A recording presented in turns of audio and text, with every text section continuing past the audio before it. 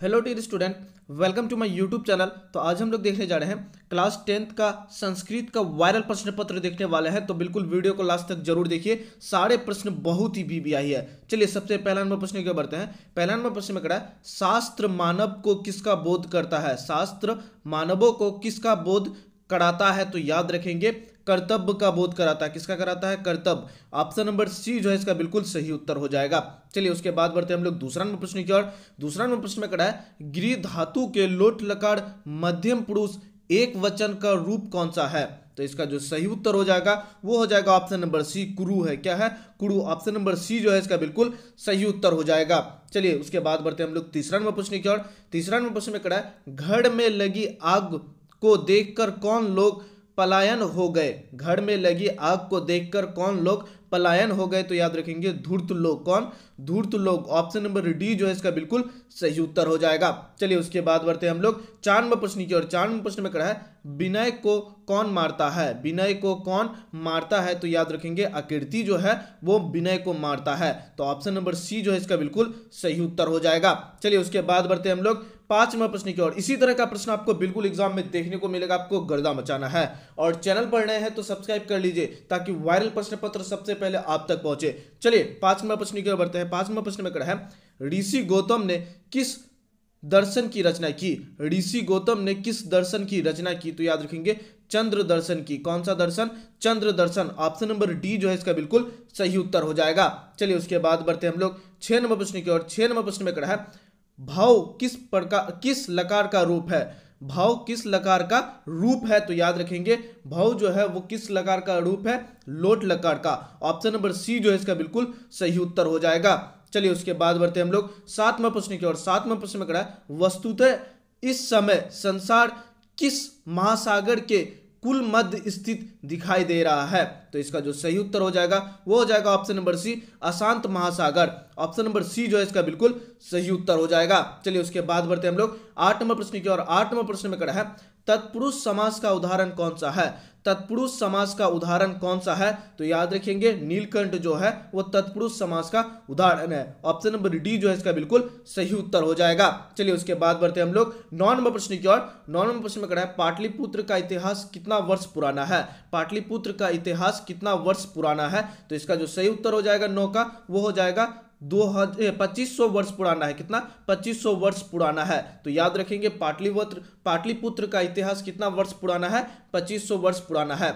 चलिए उसके बाद बढ़ते हैं हम लोग 10 नंबर प्रश्न की ओर। 10 नंबर प्रश्न में करा है, दृश्य प्लस कत्वा से कौन सा शब्द बनेगा? दृश्य प्लस कत्वा से कौन सा शब्द बनेगा? तो याद रखेंगे इसका जो सही उत्तर हो जाएगा वो हो जाएगा ऑप्शन नंबर सी, दृष्टवा। ऑप्शन नंबर सी जो है इसका बिल्कुल सही उत्तर हो जाएगा। चलिए उसके बाद बढ़ते हैं हम लोग 11 नंबर प्रश्न की ओर। 11 नंबर प्रश्न में करा है, ऋषि आदि परिणीत को क्या कहते थे? ऋषि आदि परिणीत को क्या कहते थे? तो इसका जो सही उत्तर हो जाएगा वो हो जाएगा ऑप्शन नंबर सी, कृतक कहते थे। क्या कहते थे? कृतक। ऑप्शन नंबर सी जो है इसका बिल्कुल सही उत्तर हो जाएगा। चलिए उसके बाद बढ़ते हैं हम लोग 12 नंबर प्रश्न की ओर। 12 नंबर प्रश्न में करा है, वनवास प्रसंग में राम सीता लक्ष्मण के साथ कहां पहुंचे थे?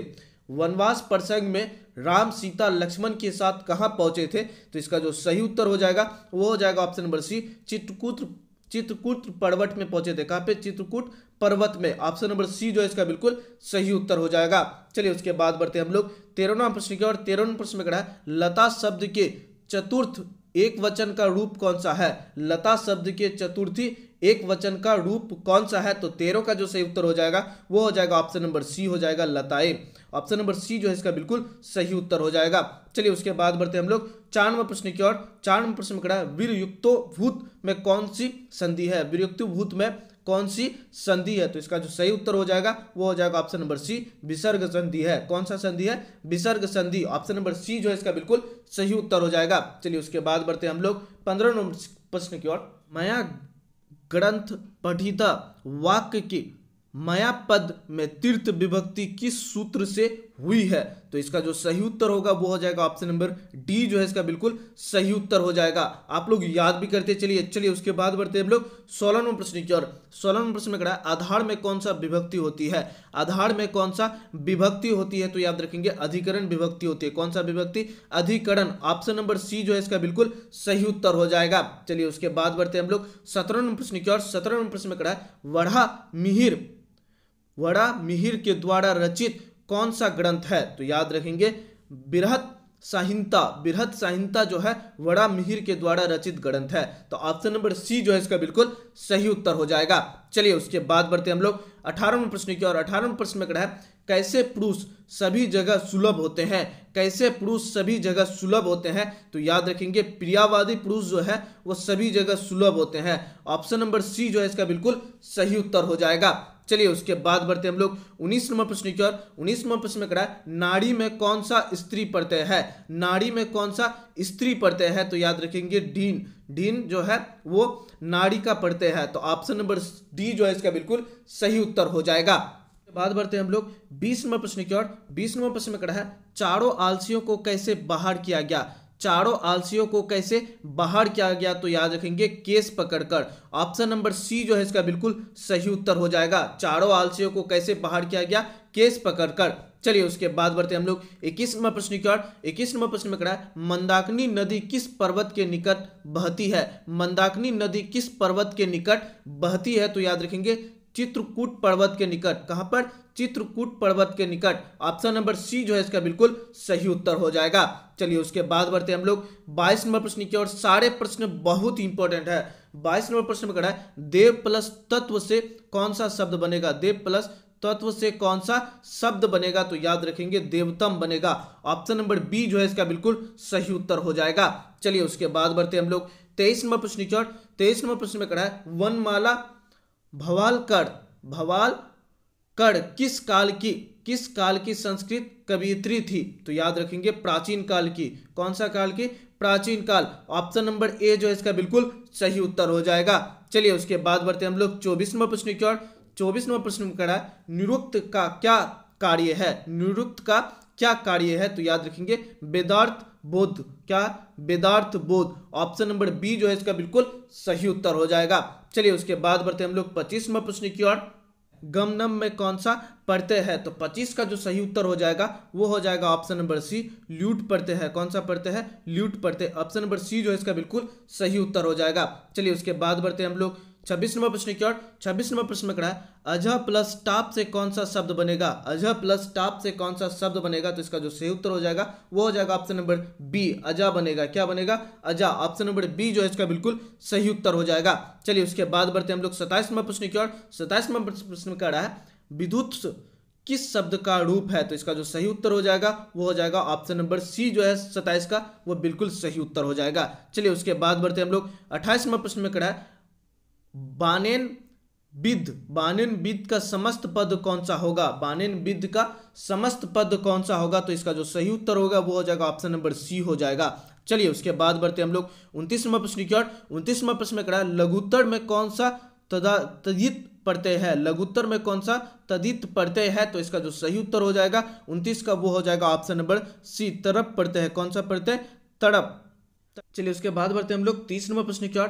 30वें प्रश्न में कह रहा है अनुरूपम किस समास का उदाहरण है। अनुरूपम किस समास का उदाहरण है, तो याद रखेंगे अविभाव समास का। कौन सा समास का? अविभाव। ऑप्शन नंबर बी जो है इसका बिल्कुल सही उत्तर हो जाएगा। चलिए उसके बाद बढ़ते हम लोग 31वें प्रश्न की ओर। 31वें प्रश्न में कह रहा है तनवंगी में किन किन वर्णों का मेल हुआ है। तनवंगी में किन किन वर्णों का मेल हुआ है, तो याद रखेंगे उ प्लस आ। क्या? उ प्लस आ। ऑप्शन नंबर सी जो है इसका बिल्कुल सही उत्तर हो जाएगा। चलिए उसके बाद बढ़ते हम लोग 32वें प्रश्न की ओर। 32वें प्रश्न में कह रहा है परपीड़न किस लिए होता है। परपीड़न किस लिए होता है, तो याद रखेंगे पाप के लिए होता है। किस लिए होता है? पाप के लिए। ऑप्शन नंबर बी जो है इसका बिल्कुल सही उत्तर हो जाएगा। चलिए उसके बाद बढ़ते हम लोग 33वें प्रश्न की ओर। 33वें प्रश्न में कह रहा है पराभव पद में कौन सा उपसर्ग है। पराभव पद में कौन सा उपसर्ग है, तो इसका जो सही उत्तर होगा वो हो जाएगा ऑप्शन नंबर डी पड़ा उपसर्ग है। कौन सा उपसर्ग है? पड़ा। चलिए उसके बाद बढ़ते हम लोग 34वें प्रश्न की ओर। 34वें प्रश्न में कहा है अधनन में कौन सी धातु है? अधनन में कौन सी धातु है? तो याद रखेंगे हन धातु है। कौन सा धातु? हन। ऑप्शन नंबर बी जो है इसका बिल्कुल सही उत्तर हो जाएगा। चलिए उसके बाद बढ़ते हम लोग 35 नंबर प्रश्न की ओर। अकीडन का विग्रह कौन सा होगा? अकीडन का विग्रह कौन सा होगा? तो न कीडन। ऑप्शन नंबर सी जो है इसका बिल्कुल सही उत्तर हो जाएगा। चलिए उसके बाद बढ़ते हम लोग 37 नंबर प्रश्न की ओर। 37 नंबर प्रश्न में कह रहा है डैश भोजन कृतम वाक्य के रिक्त स्थान में कौन सा पद होगा? तो याद रखेंगे मया पद होगा। ऑप्शन नंबर डी जो है इसका बिल्कुल सही उत्तर हो जाएगा। चलिए उसके बाद बढ़ते हम लोग 37 नंबर प्रश्न की ओर। 37 नंबर प्रश्न में कह रहा है अप उपसर्ग से कौन सा शब्द बनेगा? अप उपसर्ग से कौन सा शब्द बनेगा? तो याद रखेंगे अपकर्ष शब्द बनेगा। कौन सा शब्द बनेगा? अपकर्ष। ऑप्शन नंबर बी जो है इसका बिल्कुल सही उत्तर होगा। चलिए उसके बाद बढ़ते हम लोग 38 नंबर प्रश्न की ओर। 38 नंबर प्रश्न में कह रहा है विजयडागा का काल किस शतक में माना जाता है? किस शतक में माना जाता है? तो याद रखेंगे सप्तम शतक में माना जाता है। कौन सा शतक में? सप्तम। ऑप्शन नंबर बी जो है इसका बिल्कुल सही उत्तर हो जाएगा। चलिए उसके बाद बढ़ते हम लोग 39 नंबर प्रश्न की ओर। 39 नंबर प्रश्न में कह रहा है आलस कथा अंतर्गत मिथिला में कौन मंत्री थे? मिथिला में कौन मंत्री थे? तो याद रखेंगे वीरेश्वर मंत्री थे। कौन थे? वीरेश्वर। ऑप्शन नंबर सी जो है इसका बिल्कुल सही उत्तर हो जाएगा। चलिए उसके बाद बढ़ते हम लोग 40 नंबर प्रश्न की ओर। 40 नंबर प्रश्न में कह रहा है बनावटी आलस दिखाकर कौन भोजन ग्रहण करते थे? बनावटी आलस दिखाकर कौन भोजन ग्रहण करते थे? तो इसका जो सही उत्तर होगा वो हो जाएगा ऑप्शन नंबर सी धूर्त लोग। कौन? धूर्त लोग। ऑप्शन नंबर सी जो है इसका बिल्कुल सही उत्तर हो जाएगा। बनावटी आलस दिखाकर कौन भोजन करते थे? धूर्त लोग। चलिए उसके बाद बढ़ते हम लोग 41 नंबर प्रश्न की ओर। 41 नंबर प्रश्न में कह रहा है आधुनिक काल की संस्कृत लेखिकाओं में कौन अति प्रसिद्ध है? आधुनिक काल की संस्कृत लेखिकाओं में कौन अति प्रसिद्ध है? तो याद रखेंगे क्षमा राव। कौन? क्षमा राव। ऑप्शन नंबर सी जो है इसका बिल्कुल सही उत्तर हो जाएगा। चलिए उसके बाद बढ़ते हम लोग 42 नंबर प्रश्न की ओर। 42 नंबर प्रश्न में कह रहा है सरस्वती का कुल गढ़ कौन सा महानगर था? तो याद रखेंगे पाटलिपुत्र। कौन? पाटलिपुत्र। ऑप्शन नंबर सी जो है इसका बिल्कुल सही उत्तर हो जाएगा। चलिए उसके बाद बढ़ते हम लोग 43 नंबर प्रश्न की ओर। 43 नंबर प्रश्न में कह रहा है एक देश दूसरे देश को क्या देखकर जलता है? एक देश दूसरे देश को क्या देखकर जलता है? तो याद रखेंगे उत्कर्ष देखकर। क्या देखकर? उत्कर्ष। ऑप्शन नंबर बी जो है इसका बिल्कुल सही उत्तर हो जाएगा। चलिए उसके बाद बढ़ते हम लोग 44 नंबर प्रश्न की ओर। 44 नंबर प्रश्न में कह रहा है नर्क के द्वार कितने प्रकार के हैं जिनसे व्यक्ति का नाश होता है? नर्क के द्वार कितने प्रकार के हैं जिनसे व्यक्ति का नाश होता है? तो याद रखेंगे 3 प्रकार के हैं। कितने प्रकार के?